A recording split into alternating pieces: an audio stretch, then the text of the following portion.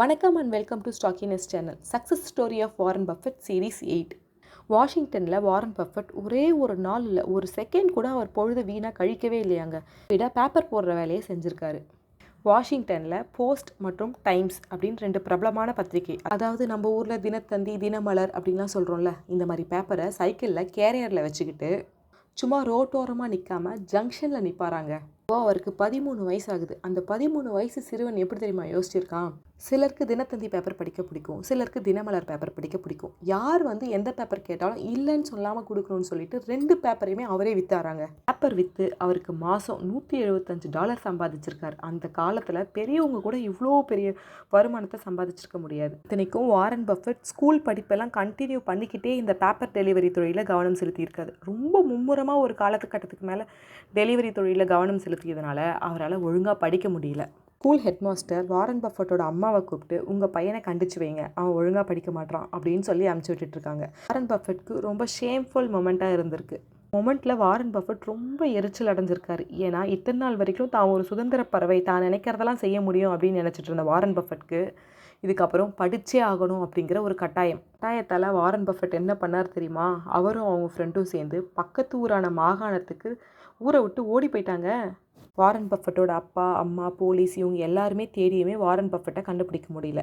அந்த பக்கத்து மாகாணத்தில் போலீஸ்கிட்ட ஒரு டைம் மாட்டிக்கிட்டு இருக்காரு. ஆனால் ஏதோ இன்னசென்ட்டாக பதில் சொல்லி தப்பிச்சிட்டு இருக்காரு.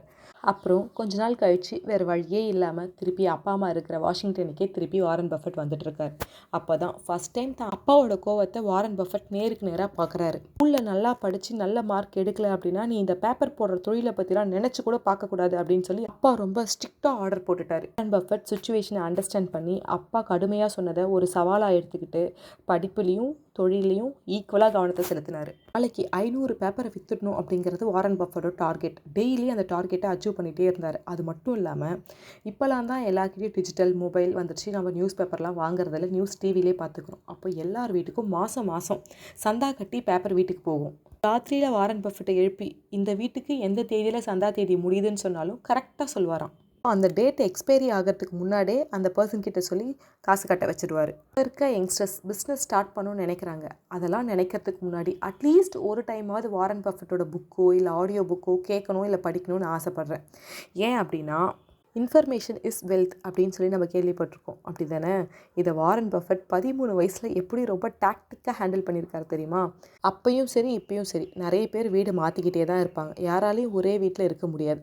ரெண்டலில் இருக்கிறவங்களுக்கு காசு கட்டாமல் அவங்க வீடு ஷிஃப்ட் ஆகிட்டாங்க அப்படின்னா அது வாரன் பஃபெட்டுக்கு லாஸ் தானே. இப்படி ஒரு லாஸ்லாம் நம்ம ஃபேஸ் பண்ணக்கூடாது அப்படின்றதுக்காக வாரன் பஃபெட் என்ன பண்ணார்னா, அங்கே இருக்க வாட்ச்மேன் கிட்ட, லிஃப்ட் ஆப்ரேட்டர் கிட்ட, டீ கடைக்காரர்கிட்ட, காய்கறி கடைக்காரர், அயன் பண்ணுறவங்க இவங்க எல்லாருக்கும் ஃப்ரீயாக நியூஸ் பேப்பர் கொடுப்பாராம். சப்போஸ் யாராவது வீடு காலி பண்ணி போக போகிறாங்க அப்படின்னா அந்த இன்ஃபர்மேஷன் வாரன் பஃபெட்க்கு முன்னாடியே போய் சேர்ந்துருமா. அவரும் அவரோட சந்தா காசை மிச்சம் இல்லாமல் வாங்கிடுவாராம். வாரன் பஃபெட் சின்ன வயசுலேருந்தே ரொம்ப கஷ்டப்பட்டு சம்பாதிச்சதில்ல, அதெல்லாம் இஷ்டப்படி செலவு பண்ணுறதுக்காக இல்லையா? அப்போ வேறு என்ன ரீசனாக இருக்கும்? அதுக்கு அடுத்த சீரீஸ் வரைக்கும் வெயிட் பண்ணுங்கள். தேங்க்யூ ஃபார் வாட்சிங் ஸ்டாக்கினஸ் சேனல்.